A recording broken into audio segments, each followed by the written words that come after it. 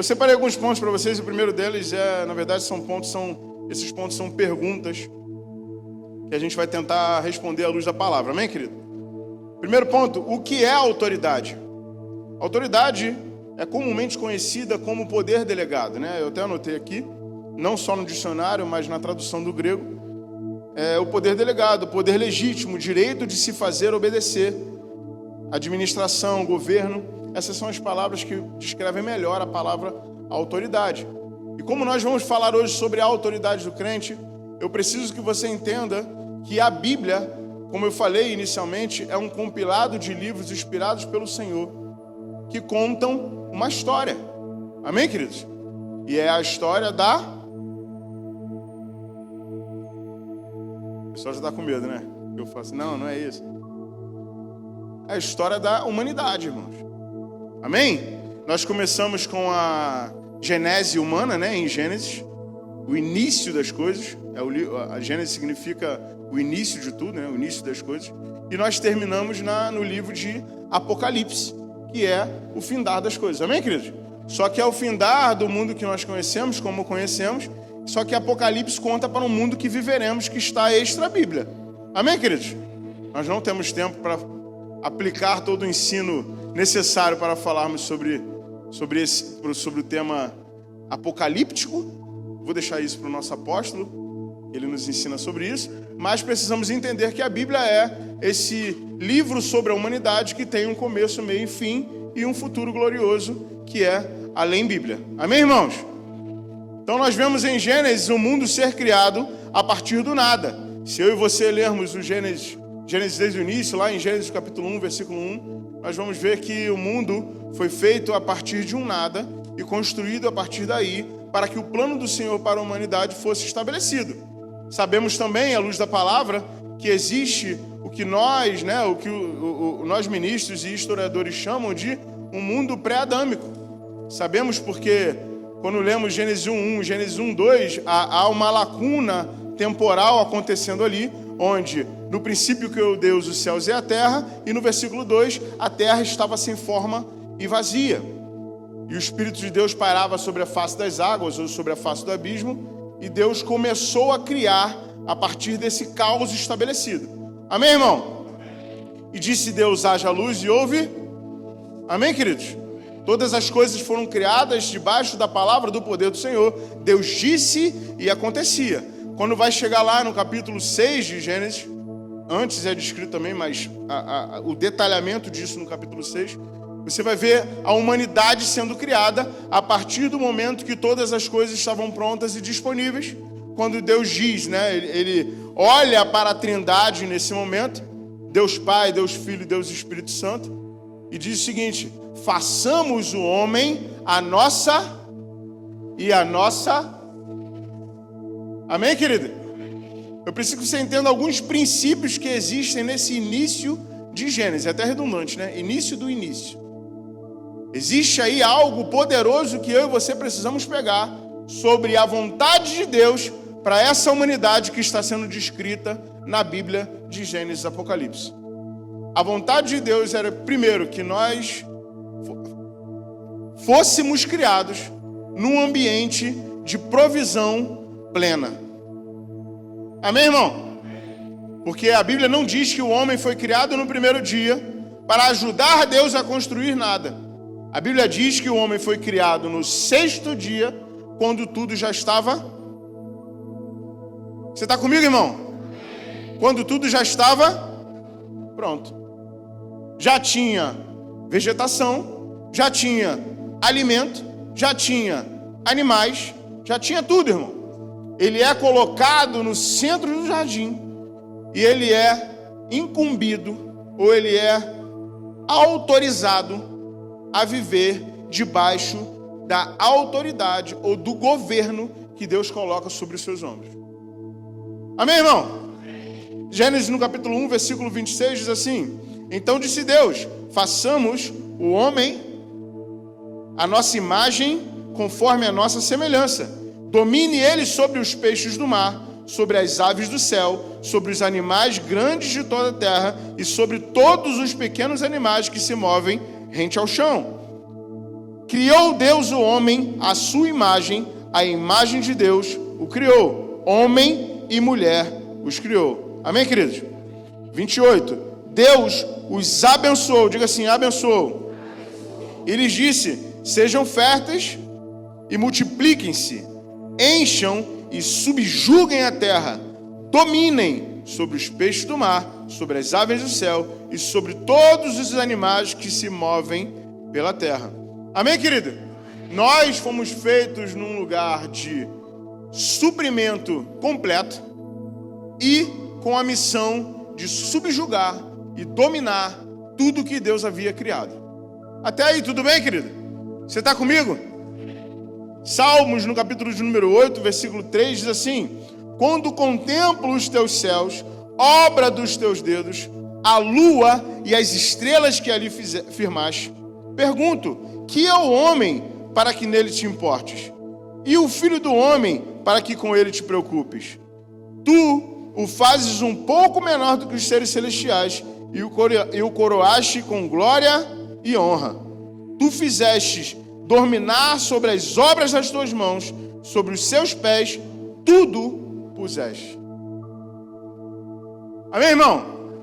Esse ensino que nós vamos entrar nessa manhã, ele é um ensino que combate algumas falácias no mundo cristão. Que eu e você, por exemplo, não temos direito a nada. Que eu e você, por exemplo, somos o... Deixa eu colocar isso de uma maneira que possa sair na gravação. A fezes do cavalo do bandido. Já ouviu essa expressão? Já? Pelo amor de Deus, né? Me ajuda aqui, né? Não? Você sabe o que é fezes, né? Porque tem uma palavra mais comum que aí na gravação, né? O pessoal pega um corte aí, bota aí, lascou. O cara nunca mais prega na vida. Amém, irmão? O vermezinho de Jacó, a tristeza encarnada. Eu não tenho direito a nada. Ó céus, ó vida. Olha, só a senhora entende. Eu tô ficando velho, tô passando tempo. Amém, irmão? Não temos direito a nada, não podemos nada, nós somos apenas um vaso quebrado de barro. Irmãos, existe uma verdade nisso, no sentido de nós não podemos fazer nada com relação à nossa salvação. Mas Deus nunca imaginou uma vida onde nós fôssemos menores do que nós somos. Deus criou eu e você, irmãos, para dominar, subjugar, vencer, avançar, produzir, prosperar. À luz da palavra, irmãos, isso é maravilhoso. Amém, querida? Se entendermos que nós fazemos essas coisas porque Deus é conosco. E a Bíblia diz que se Deus é por nós... Amém, irmão? A Bíblia também diz que ainda antes que houvesse dia, Deus era.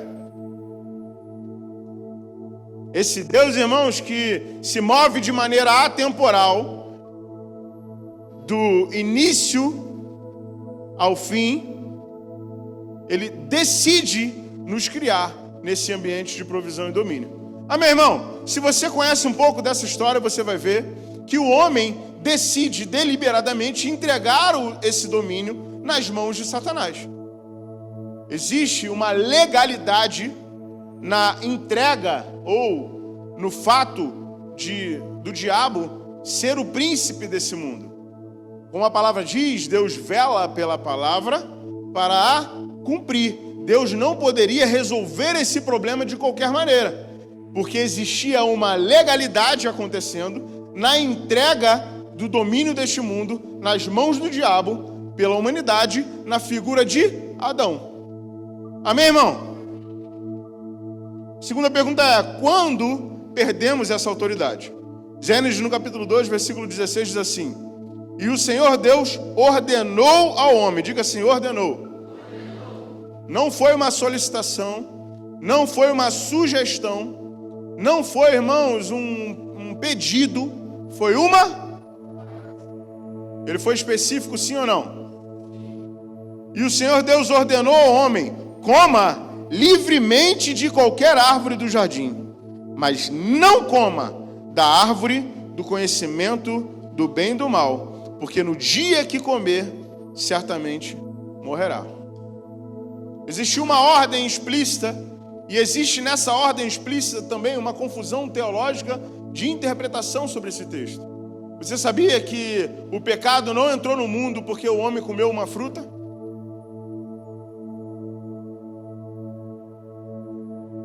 Sabia ou não, irmão? Não era o fato de comer uma fruta. O pecado entra no mundo porque o homem desobedeceu. A desobediência é a origem do pecado da humanidade. Amém, querida? Claro que ele desobedece comendo do fruto, mas o fato dele desobedecer deu legalidade para que o diabo se tornasse o príncipe desse mundo. Amém, irmão? Ele não passa, eu quero que você entenda isso, a conhecer o bem e o mal no sentido de saber que. Amém, querido? Não é conhecer o bem e o mal no sentido de saber que, é no sentido de pertencer a. Ele passa a pertencer a um ambiente de entendimento pleno sobre o que é bom e ruim, porque ele passa a também produzir, pelas obras das suas mãos, coisas boas e ruins. Existe uma diferença, uma discrepância entre você ser uma pessoa boa que comete coisas ruins e ser uma pessoa boa que simplesmente não conhece o que é ruim. Faz sentido, irmão? Adão foi criado num sentido pleno, primeiro, para viver para sempre, para desfrutar de eternidade naquele ambiente de criação. Porque no jardim não existia só a árvore do conhecimento do bem e do mal. Existia também a árvore da vida. Tanto é que quando o homem peca, cai, ele é expulso do jardim do Éden. E Deus coloca um anjo para guardar o jardim do Éden? Não, a árvore da vida. Amém, irmão? Deus, ali nesse momento, apesar de dizer ao homem que ele precisaria lavrar a terra e do suor do seu rosto produzir, ele não proíbe que ele continue usufruindo da criação que existia. Ele apenas teria mais trabalho e correria mais atrás, porque ele não seria mais influenciado, por exemplo, pelo fato do Espírito Santo estar com ele todo dia. Mas o que foi proibido o acesso ao homem é a árvore que o próprio texto diz que daria a ele a possibilidade de viver eternamente. E é por isso que nos textos mais para frente diz que o homem, nesse momento, morre espiritualmente e mais à frente morre fisicamente com 900 e tantos anos, se você continuar estudando o texto bíblico. Mas essa morte espiritual acontece e o homem é separado do seu Criador. Amém, querida? Você está comigo? Romanos, no capítulo 5, versículo 19, diz: logo, assim como por meio da desobediência de um só homem, muitos foram feitos pecadores, assim também, por meio da obediência de um único homem, muitos serão feitos justos. Então, essa legalidade dada por Adão na desobediência precisava ser resgatada por um homem na obediência. E não era uma obediência condicional, era uma obediência integral. Jesus precisou obedecer tudo. Amém, queridos? Lucas, no capítulo 4, versículo 6, diz assim: disse-lhe o diabo. Você lembra da passagem? Talvez nem todos lembrem. Eu não vou ter tempo para discorrer sobre toda ela. Você pode encontrar esse texto em Lucas, nesse capítulo que eu vou ler com vocês. Mas Jesus é levado ao deserto para ser tentado. E quando ele é tentado, existe um diálogo acontecendo entre ele e Lúcifer. Amém? E Satanás, no caso, né? Lúcifer, ele era no céu. Agora ele é Satanás, diabo, cão sarnento, Beelzebul, sei lá o que você quer chamar ele, né? Mas, nesse momento, esse diálogo acontece em Lucas, no capítulo 4, versículo 6. Diz assim: disse-lhe o diabo dizendo a Jesus, amém, irmão? Dar-te-ei toda esta autoridade e a glória desses reinos, porque ela me foi entregue, e eu a dou a quem eu quiser. Dá uma raiva na sua vida, não? Do capeta, não dá de chutar essa cabeça chufruda dele? Mas o fato é que é real.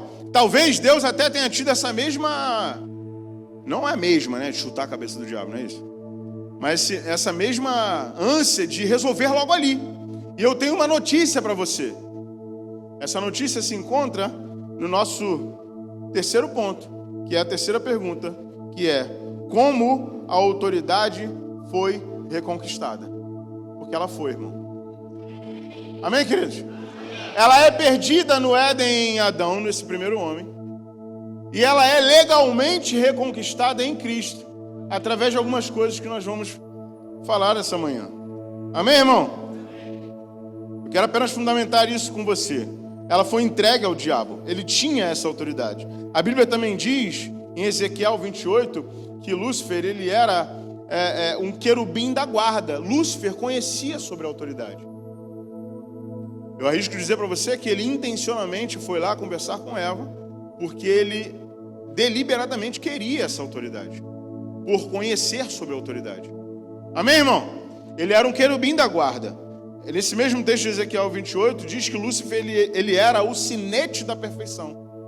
E tem coisas na Bíblia que eu e você lemos, irmãos, que passa desapercebido, porque a gente tenta entender pelo contexto geral do texto, também. Mas eu queria que você entendesse de fato o que é sinete da perfeição. Sinete, irmãos, é um símbolo usado pelos reis antigos. Era um símbolo, não, era um objeto usado pelos reis antigos para cravar o selo real. Podia ser um anel, uma barra, enfim. Era um objeto usado para dar o check de que aquilo tinha o selo real.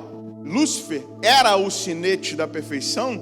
Ele era visto na eternidade como o exemplo maior daquilo que era perfeito. Entende sobre a autoridade ou não, irmão? Amém, querido?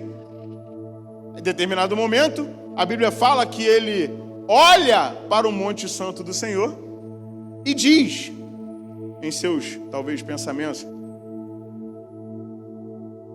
subirei às mais altas nuvens e erguerei o meu trono acima do Altíssimo. Lúcifer tinha um trono. Ele entende de autoridade ou não? Amém, irmão? Erguerei o meu trono acima do Altíssimo e serei... Cadê os teólogos aí? Serei como Deus. Porque a Bíblia conta que o coração dele se encheu de orgulho. E ele se tornou um iníquo. O orgulho dele passou a preencher o coração dele de forma que ele começou a pensar diferente. Eu não sei se você sabe, talvez você tenha um falso ensino sobre isso na sua cabeça, irmão. Mas eu vou te dizer algo precioso para o resto da sua vida. Lúcifer não acha que está errado. Você sabia disso? Que o diabo, na posição que ele se encontra hoje, ele se acha certo, talvez até injustiçado. Dá raiva, não dá? Mas é uma realidade. Sabe, irmão, você já conheceu o tipo de pessoa, e eu não quero que você lembre de ninguém, nem julgue ninguém, mas que mente tanto, que essa própria pessoa passa a acreditar na mentira dela como sendo uma verdade? É o caso de Satanás. Amém, querida? Ele também chama, a Bíblia também chama o diabo de Deus desse século, em 2 Coríntios, no capítulo 4, versículo 4.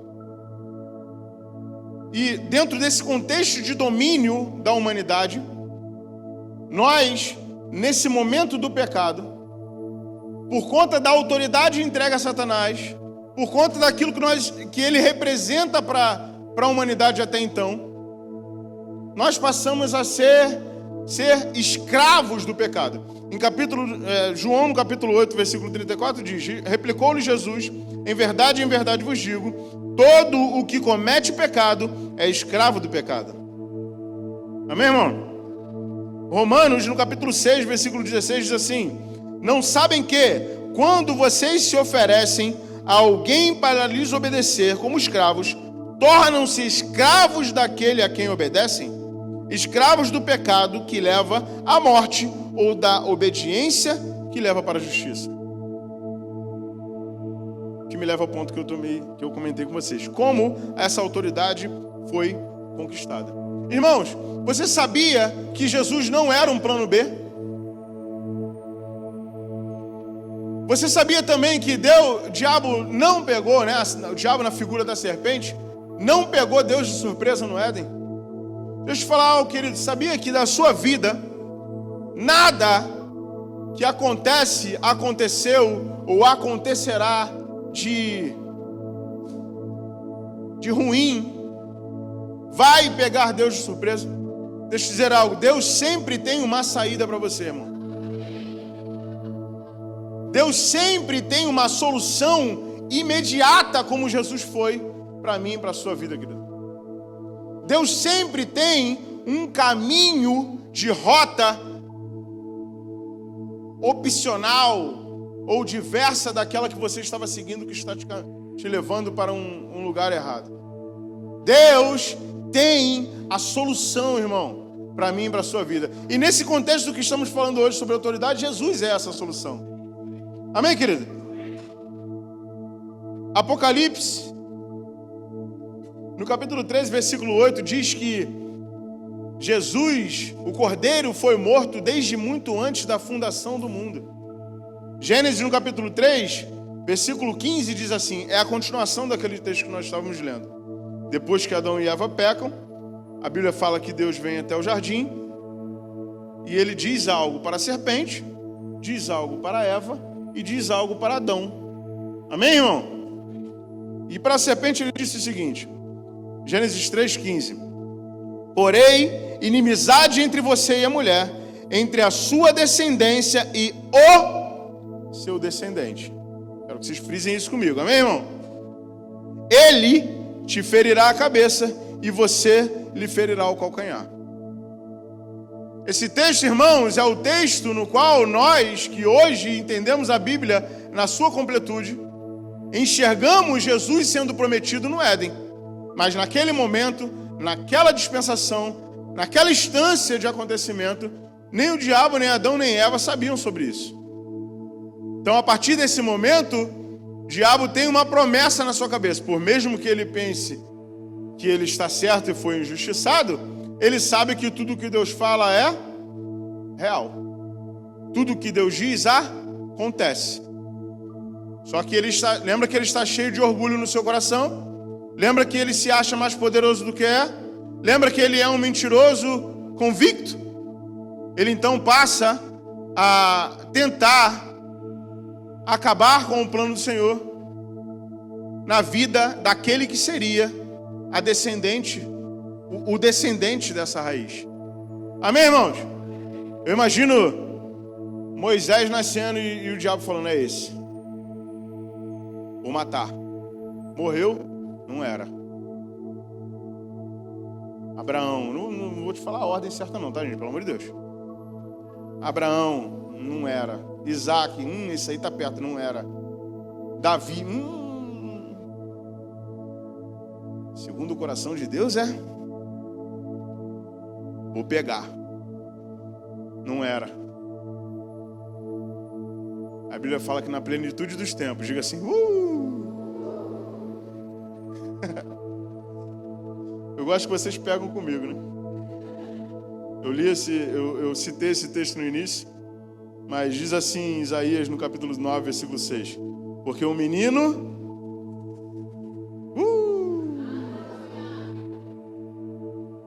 Um filho nos foi dado, e o governo estava sobre os seus ombros, e ele será chamado Maravilhoso Conselheiro, Deus Forte, Pai da Eternidade e Príncipe da Paz.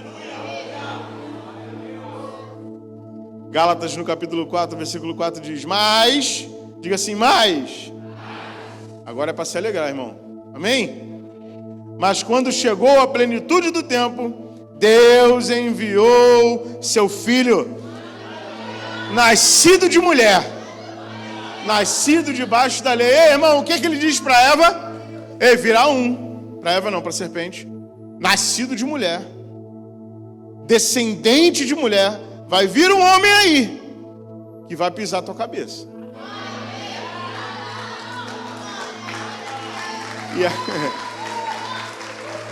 E a única coisa que você vai fazer é conseguir morder o seu calcanhar, porque morte de cruz nem é o sofrimento central do que Jesus passou, irmão.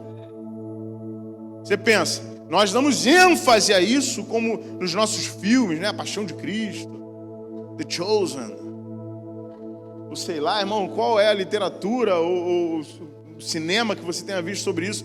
Damos uma ênfase enorme e de fato, irmão, foi algo terrível.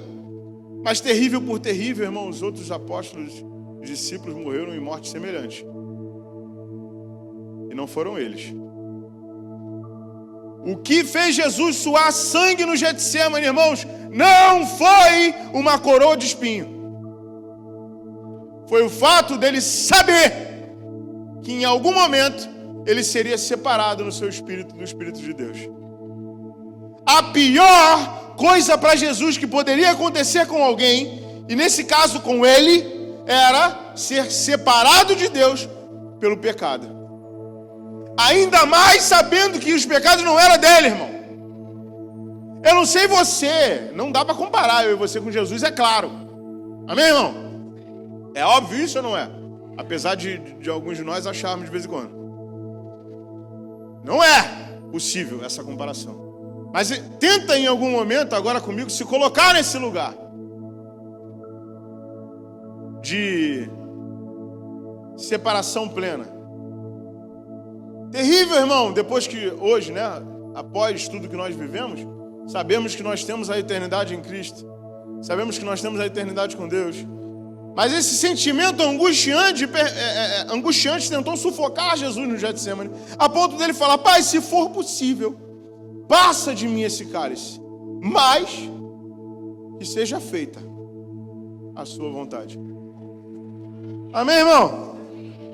Filipenses, no capítulo 2, versículo 6, diz assim: que, embora sendo Deus, não considerou que ser igual a Deus era algo que ele deveria se apegar, mas esvaziou-se a si mesmo e, vindo a ser servo, tornando-se semelhante a homens, e sendo encontrado em forma humana, humilhou-se a si mesmo e foi obediente até a morte e morte de cruz. Ele foi o quê, irmão? O que Adão foi? E o que Jesus foi, irmão? E como é que se fala? Adão foi desobediente, e a desobediência de Adão deu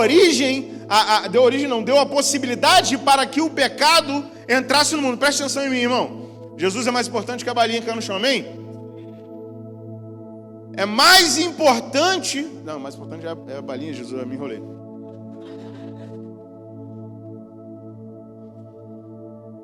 Jesus é mais importante, você ficou na balinha também, viu? Amém, querido? Onde que eu estava, gente? Não. A desobediência de Adão deu legalidade para que o pecado entrasse no mundo. E o pecado entrando no mundo, tornando a humanidade escrava do pecado.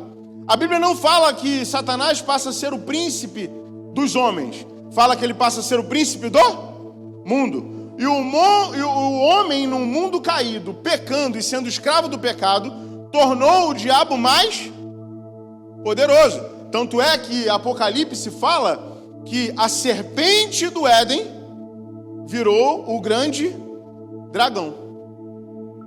Tamanha é a força proporcional mediante a uma humanidade pecaminosa. Tamanha é a forma com que ele conseguiu se alimentar com o meu, com o seu pecado. Mas nós, em Cristo, que foi obediente, temos a possibilidade de matar esse dragão de fome. Amém, irmão?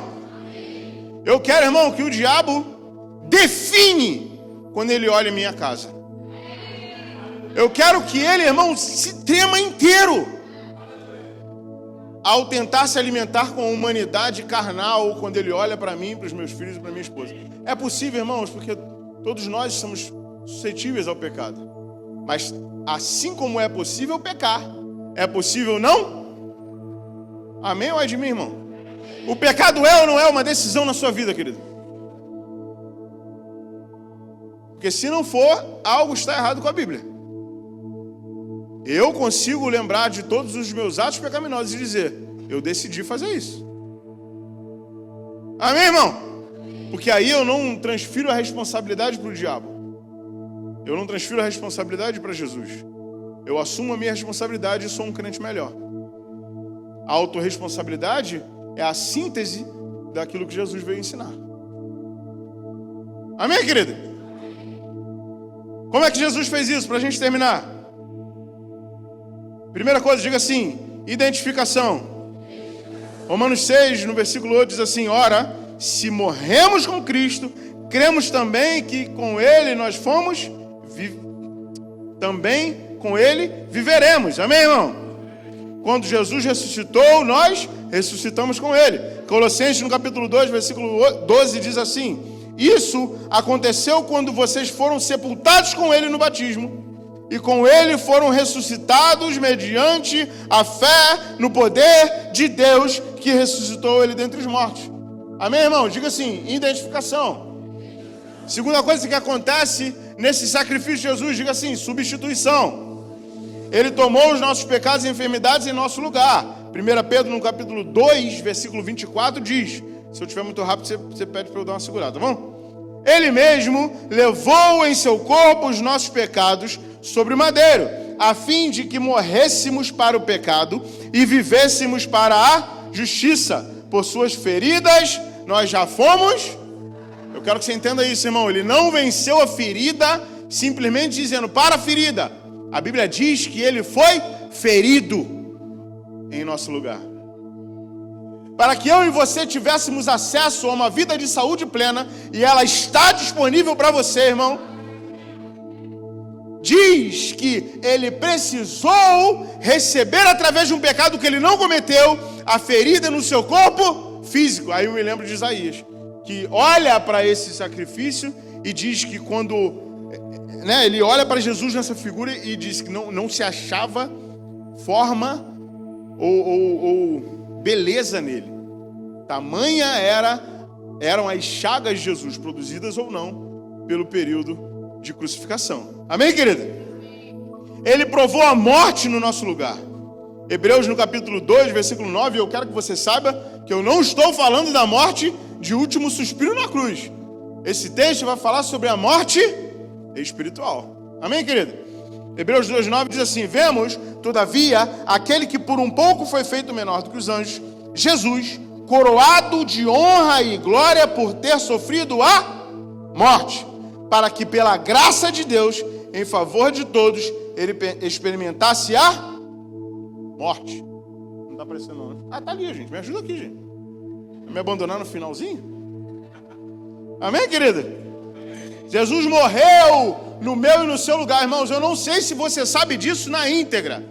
É até curioso, porque é a primeira vez que eu vi o apóstolo Joshua pregar em 2014 no Rio de Janeiro, ele estava citando esse texto e foi a primeira vez que eu ouvi sobre isso. Jesus foi para o inferno, irmão. Você sabia disso? Jesus, debaixo, porque se você lembra do texto que no finalzinho da sua morte, ele suspira e diz, Pai, Deus meu, por que me abandonaste? Ele sente a separação do seu espírito, do Espírito de Deus nesse momento. E isso era o que mais causava aflição no coração de Jesus, porque ele não queria passar por isso. Ele não precisava passar por isso. Ele decidiu deliberadamente passar por isso no meu e no seu lugar. E levando o pecado da humanidade na sua vida, levando as chagas que nos curaram na sua vida, ele vai ao inferno. Porque a Bíblia fala que quando ele cumpre no terceiro dia o que ele deveria fazer, ele leva cativo o cativeiro. Como ele vai buscar o cativeiro que está cativo, irmão, ele vai lá. Ele desce. Talvez, irmãos, e essa é uma figura de linguagem, amém? Não me taquem pedras. Talvez ele tenha chegado naquele lugar e Lúcifer, na figura do Belzebu, Satanás, que é um sarnento, tenha olhado para ele e falado assim: ih, venci mais um, não era tu não, né? Eu já fiz diabo em peça.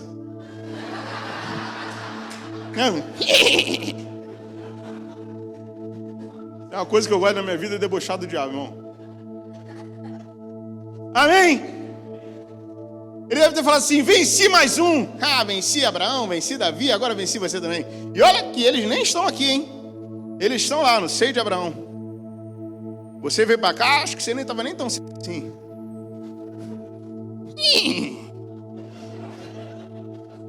Cavalo.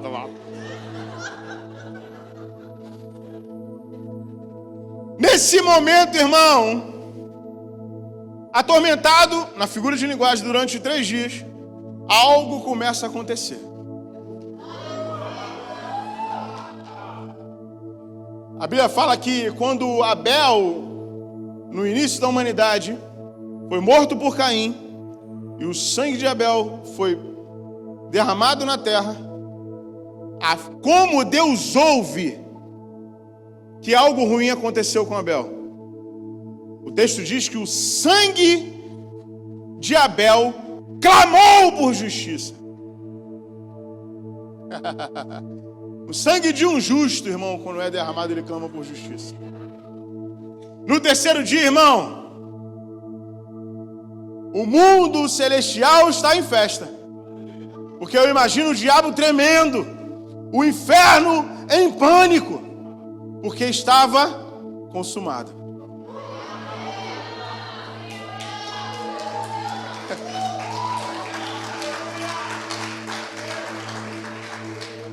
Aí ele olha para o diabo, não vou chamar ninguém para ser diabo agora não. Ele olha para o diabo que está debochando dele 3 dias e fala assim: irmão, estou indo embora, hein? Pô, vai que tá ruim aqui, cara. Pô, eu não queria debochar não, me desculpa, senhor. Não. Não é simples assim não. Estou levando minha galera. Estou levando cativo o cativeiro. E tem mais, hein? Passa para cá essa chave aí. Porque a morte não te pertence mais.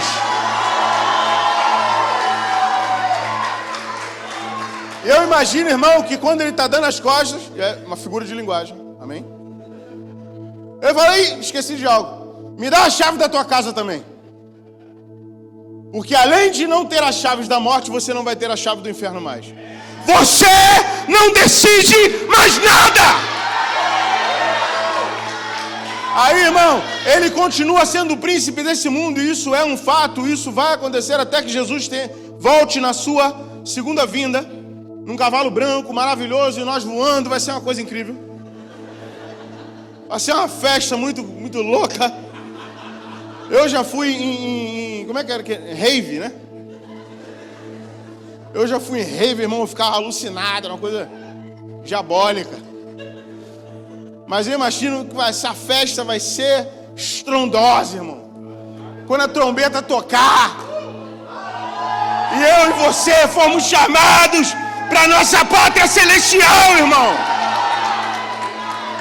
Eu não sei o que tem te dado esperança ou o que tem te causado tormento, irmão. Mas essa palavra tem o poder de transformar a tua vida. Deus resolveu o meu e o seu problema, meu irmão. Jesus é a solução, meu querido. Tá doendo, tá sofrendo, tá chorando. Clama o nome de Jesus, irmão. Tá aflito, querido. Ai, tô aflito, tá? Ai, o dinheiro tá acabando. Jesus. Ai, tá doendo, tô com doença. Jesus. Ai, tem morte na minha família. Jesus. Ai, tô morrendo, vou morri. Glória a Deus! Eu vou ver Jesus!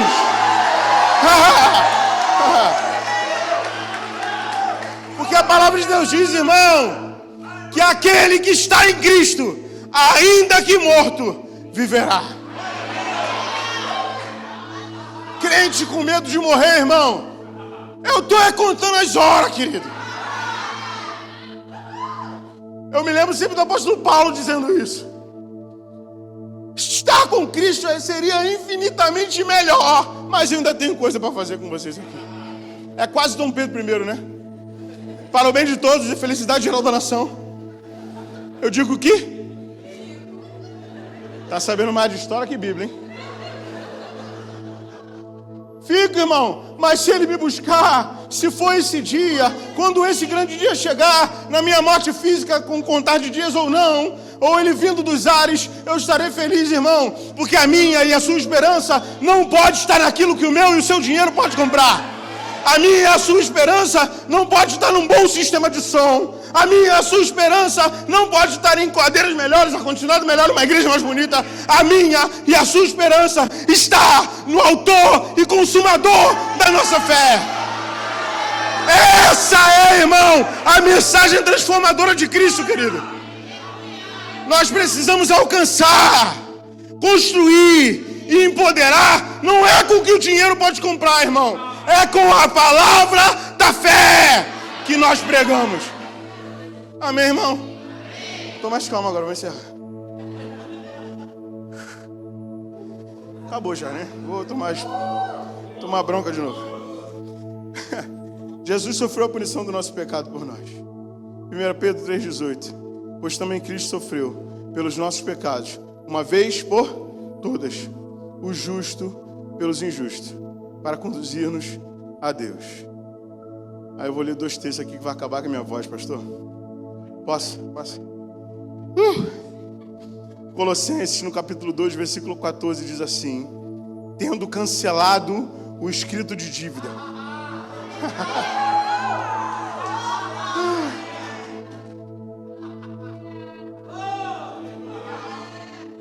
Eu não sei se você entende isso, irmão, mas tinha uma dívida para eu e você pagar. Ah, mas nem fui eu. Foi, querido. Claro que foi. É santo aonde?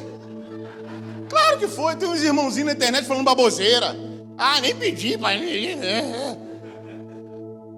Foi, irmão. Injustos. Pecadores, fracos, oprimidos, desgraçados, antes de sermos encontrados por Jesus. Amém, irmão? Tendo cancelado o escrito de dívida, que era contra nós e que constava de ordenanças, o qual nos era prejudicial, removeu inteiramente, encravando-o na cruz e despojando os principados e potestades, publicamente os expôs ao desprezo, triunfando deles na cruz. Tem, irmão, a igreja militante, tem. Tem a igreja chorante, tem. Derrotista, tem. Mas, irmão, não é possível analisar a Bíblia na ótica da fé e achar que nós somos esse tipo de sofredor. O diabo não está... Eu não estou em batalha espiritual, mas coisa nenhuma. A minha batalha, na verdade, é eu contra a minha carne. Amém, irmão? Eu já falei isso algumas vezes aqui. Mas a única forma de eu conseguir ouvir o diabo é querendo, decidindo dar voz a ele. Porque a Bíblia fala que ele está debaixo dos meus pés. Então, para eu ouvir, eu tenho que me esforçar. Amém? Fala, cão. Diga lá. Qual o seu problema? Vou perder, né? Vou perder. Vou ficar miserável, vou ficar. Entendi. Você está dando voz a ele, irmão. Sai pra lá, cão sarnento.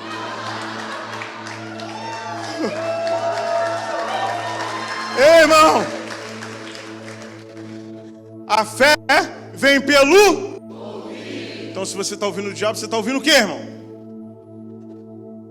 A fé vem pelo ouvir e ouvir a palavra de Deus. É a palavra de Deus que te traz esperança, irmão. Amém, querido? Filipenses 2, 9 e 10 diz assim, estou acabando aqui. Por isso, ai meu Deus, por isso Deus o exaltou à mais alta posição E lhe deu um nome. Lembra de Isaías? Lembra, irmão? Maravilhoso conselheiro, Deus forte, Pai da eternidade, príncipe da paz. E lhe deu um nome que está acima de todo nome. Para que o nome de Jesus, todo joelho se dobre. Aonde? Aonde, irmão? No céu, na terra e debaixo da terra.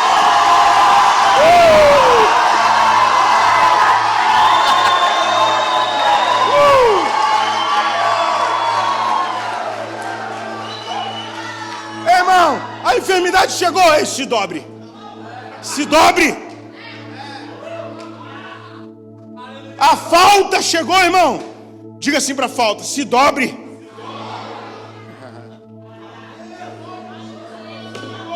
Ah, que o capeta vai fazer o maior carnaval de todos os tempos. Ah, irmão. Amandão. Vai nada, irmão.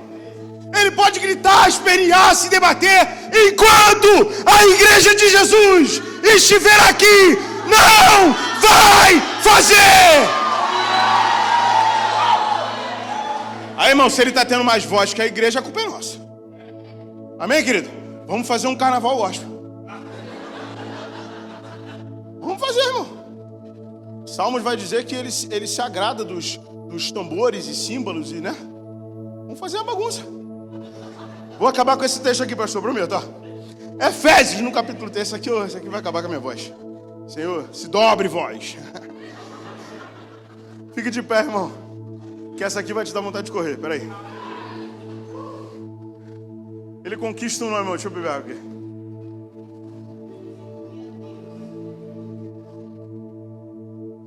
Cadê o louvor ungido, o louvor?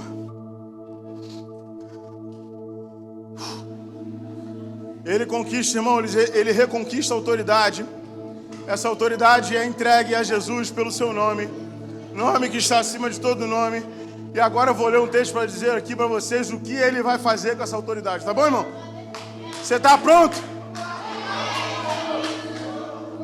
Efésios capítulo 1, versículo 16. Não cesso, é a oração do apóstolo Paulo para a igreja de Éfeso, amém, irmão? Não cesso de dar graças a Deus por vós, lembrando-me de vós nas minhas orações. Esse que era o texto que eu falei que não era NVI. Para que o Deus do nosso Senhor Jesus Cristo, o Pai da glória, vos dê seu conhecimento, o espírito de sabedoria e de revelação, tendo já iluminado os olhos do seu coração, tendo iluminado os olhos do vosso entendimento, para que saibais qual seja a esperança da sua vocação e quais as riquezas da glória da sua herança nos santos, e qual a sobreexcelente grandeza do seu poder sobre nós, os que cremos, segundo a operação da força do seu poder, que manifestou em Cristo, ressuscitando-o dentre os mortos e pondo a sua direita nos céus. Irmão, por favor, se regozija comigo nesse momento. Acima de todo principado, poder, potestade, domínio e de todo o nome que se nomeia, não só neste século, mas também no vindouro.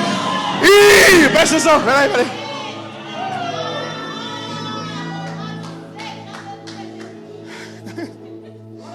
E sujeitou, irmão. Ele colocou todas as coisas em sujeição. E sujeitou todas as coisas em seus pés. E sobre todas as coisas e constituiu como cabeça da igreja.